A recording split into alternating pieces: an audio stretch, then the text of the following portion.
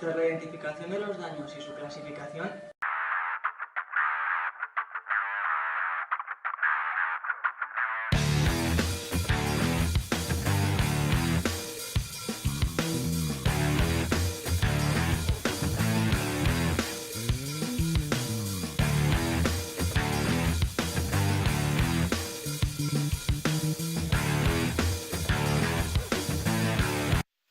el conformado de la chapa, utilizando el tas y martillo en los lugares donde la deformación era más pronunciada y disponíamos de acceso para introducir el tas, como puede ser en esta puntera, ¿vale?, la cual hemos intentado devolver a su línea original, dejando siempre un pequeño margen para su posterior relleno con masilla.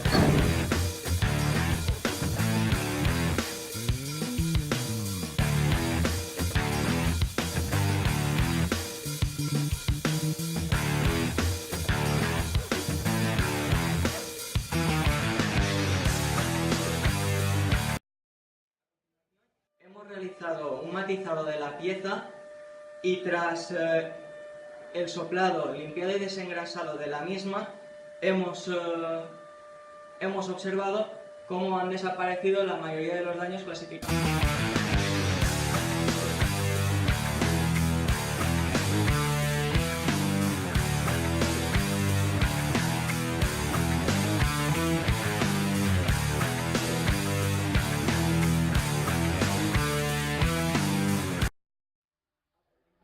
Hemos realizado una segunda inspección de la pieza y hemos eliminado la pintura de las zonas a las cuales en un proceso posterior aplicaríamos productos de rellenos como puedan ser las masillas.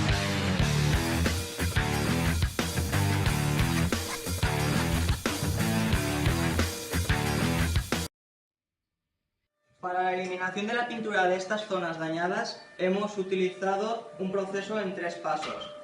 Hemos realizado primero un lijado con una P180 justo donde estaría el daño, incidiendo sobre él para eliminar la pintura. Y a continuación hemos abierto el parche utilizando un grano P280 y realizando un segundo matizado de la pieza al completo, evitando las zonas que hemos abierto el parche con una P400.